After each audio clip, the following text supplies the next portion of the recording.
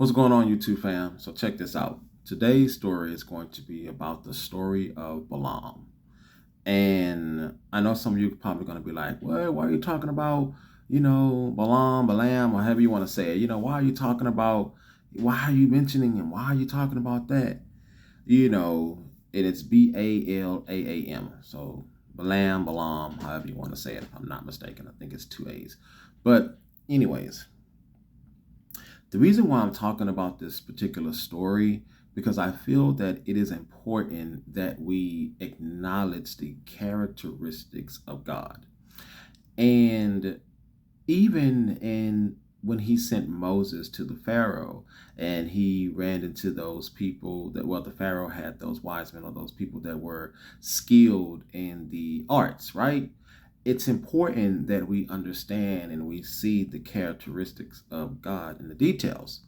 I really should title the video Characteristics of God, but then again, that's the Balaam is, I guess you can say, the metaphor, the actual basis of what I'm saying it for, how I'm defining it, and kind of giving you an example of looking for it. So I'm not going to try to think too much into it. Anyways, that's that whole philosopher. I mean, when you kind of get to asking these questions and you're going really, really deep, and it's like, no. But anyways, so I'm going to talk about that.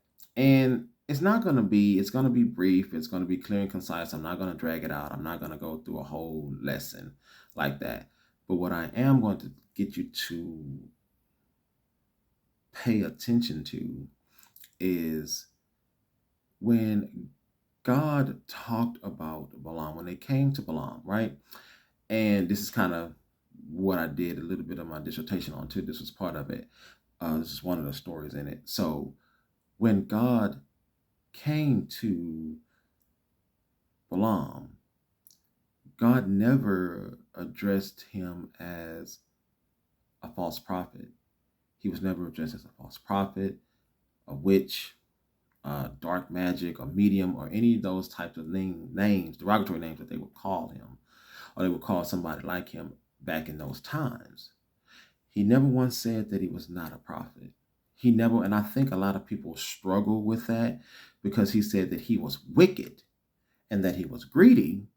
And that's what ultimately is the reason why God decided to go ahead and, kill him, because he was so eager to go and commit the sin. He was so eager to go out and do that terrible thing, right? And even when they came to him and they asked him to speak a blessing on them so that they could eventually, destroy Israel, and God told him, you cannot speak a blessing on that particular thing. You can't speak a curse on Israel, because you can't curse them, because they're mine. I have blessed them, therefore they cannot be cursed.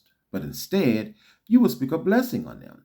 And it's important to know that Balaam knew who God was. And he knew that he had the ultimate say so. Even in the midst of his wickedness, he still knew. And he even went and asked God, and because he wanted to get them. And even when they came back and they offered him more money, God didn't change his mind. He didn't sway. And God didn't really get too angry at Balaam until he was so eager to go and turn against them and do that deed that God wanted him to go and do. Even after the whole donkey incident and all these other things, right? That people like to say, oh, he'll use a donkey and blah, blah, blah, blah, blah. Even after that, God still was not really fully angry with him until he said he was killed because of his eagerness to go and commit the sin, his eagerness to go be greedy, his eagerness to go and do that deed, that evil deed. So even then, God still did not take away his prophetic calling. He never once stripped him of it. And Balaam came to him. Balaam came to him, right? In his wickedness, he came to him and asked God and talked to him. And it does not say that he said that he has spoken blessings and curses on people before. So that lets you know that he has talked to God before. You know what I mean? And God knows him, and he knew God, and he knew to respect him. And that just goes to show you the love and mercy that God had for his people, and even more so has now for his people, because we are children, who those who believe in that Abrahamic faith, whatever, you are now children of God, right? So it's even more empowered, it's even more strengthened and tightened, right? Because that was just the servants. Now we are now children of God. So that love has tripled, it's increased, it's more solidified, it's in stone, it's in blood. So, with that being said, people look at that and they try their best to persecute him and things like that of that nature, because they can't understand it, because they want to hate. But even though he did these detestable acts and these hateful acts, God did not say that, he never stripped him of who he was. He never took that away from him. And what that says to me is that just because you see people and you don't agree with what they do, you don't like who they are, you don't like the way that they act, you don't like the way that they carry themselves, you don't feel like they are, a great representation of God, and that's completely understandable, but keep that to yourself. Keep that to yourself, because at the end of the day, he used Balaam, and it's important to pay attention to that, to speak a blessing over Israel so that they could win this battle. It's important to understand that God has the final say so. And because you may not like something, you may not agree with something, that does not mean that you have the authority to speak for God and say, well, I'm going to walk and step into my anointing and I'm going to do this here, because you have to understand, you were anointed, meaning that it was given to you by someone. The same person who given these other people their anointing and their callings. So therefore, that means you need to stay in your place. You need to allow God to do what God is going to do. Because even in the midst of his wickedness, God still had the power and the control and the authority to make him do what was right, to allow his will to be done, right? So therefore, God don't need your help. If God had a problem with something, what did he do? He rectified the issue, did he not? Also, when Moses confronted the Pharaoh and he had those mages there, wise men, whatever, it depends on the type of script, the version that you're looking at. So we're just gonna say masters of the arts, right? He had them there, and Moses performed these works, and they performed the works too. They knew. You know how you kind of know, and this is just what I interpreted from it, and it can be found if you pay attention to it too. But you know how you kind of know something. You know something, but you don't really necessarily know for sure, right? You know that you feel something, but you just don't know for sure. You don't know what, but you still gotta test it, right?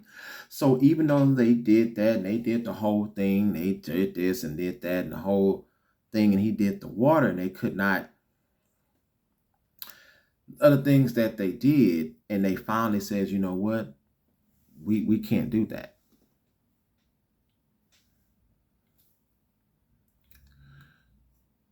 We can't do that. We don't know how to turn that into that. We don't know. So surely, and even then, it's important that they mention how when they came amongst each other, they said, truly, this may be, you know, the servant of God. Truly, this may be who God is calling. Truly, this may be the God above all gods. Truly, this may be it. But they couldn't do it. They couldn't say anything because, of course, they were under They were under the rule of the Pharaoh. And even in the Bible, it talks about how the Egyptians will pray to God and how they too will become, his servants and his children and things of that nature, right? These people that did what they did to Israel will still become friends and they will also do it. Even it says that in the Bible, it speaks about that, right? So that goes to show you the characteristic of God. It goes to show you at the end of the day, despite how God feels about us and what he dislikes about the things that we do, at the end of the day, God still loves us. And he still gives us the grace and the mercy that we need. And that's the most important thing that we need to really focus on. It is us that sit up and cause hatred and spew that hatred and stuff out towards people. That is us. That's a human thing that we do. And people say, well, God hates too, but what does he do?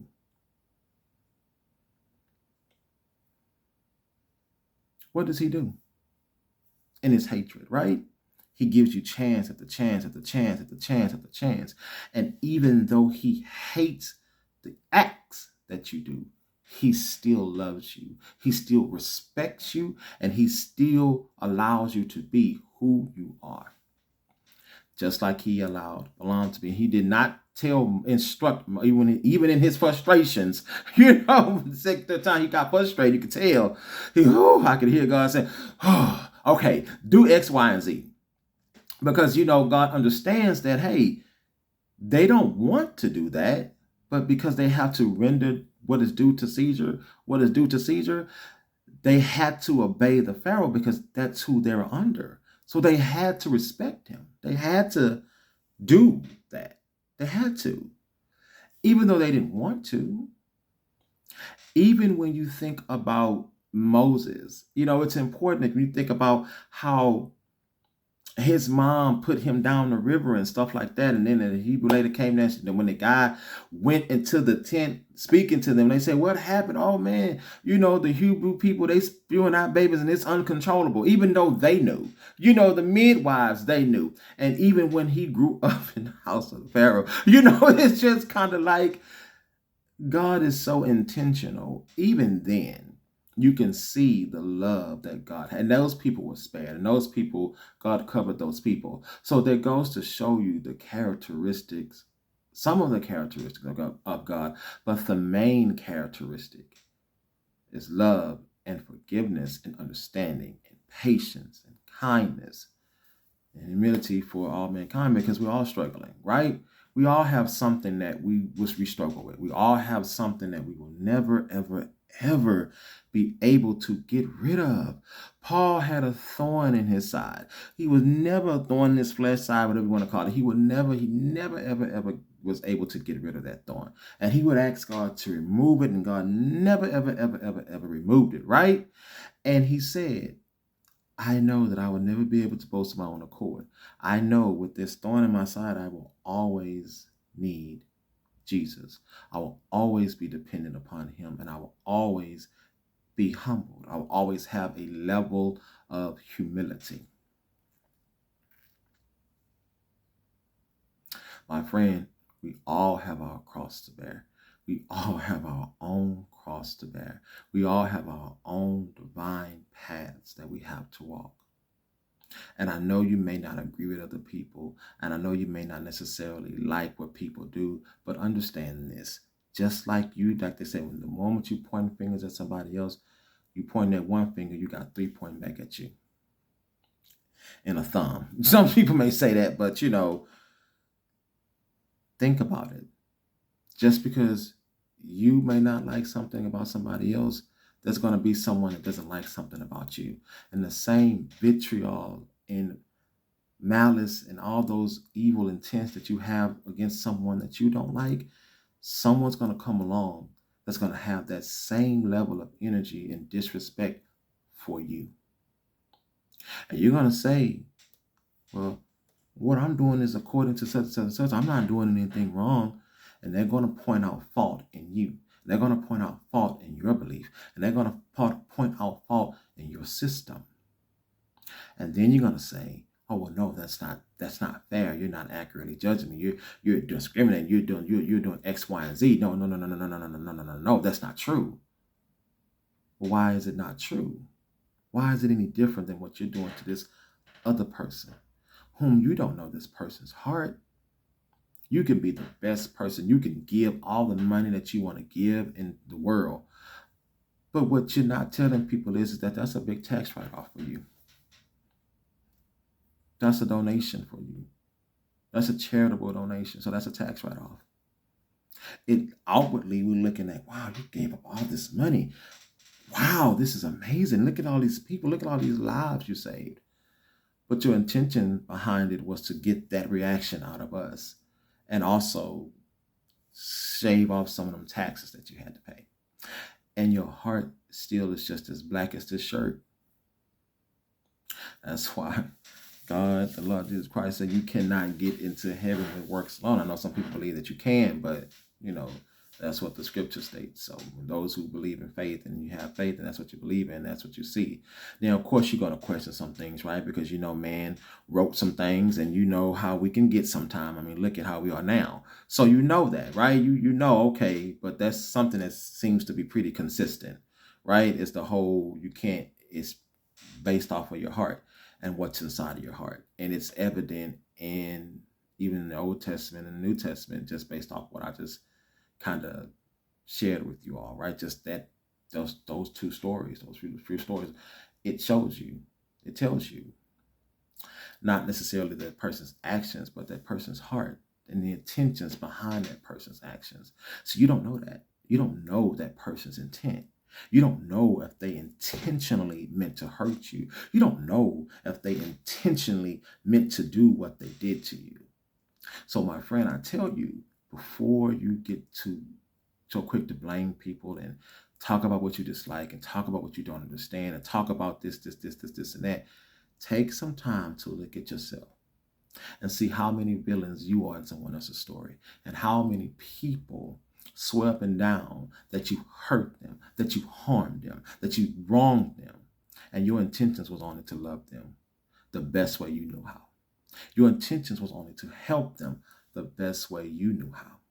And then when you do that, look at this other person's actions. And then actually truly ask yourself this question: is what they did to me really worth me having this level of vitriol for this person? Is it really worth me having this level of malice and this level of just distaste and hatefulness toward this person?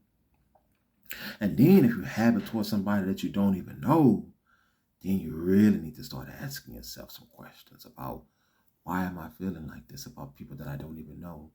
Why do I think like this about people that I don't even know? Not even just the people, let's narrow it down even more, about this one particular person whom I don't even know.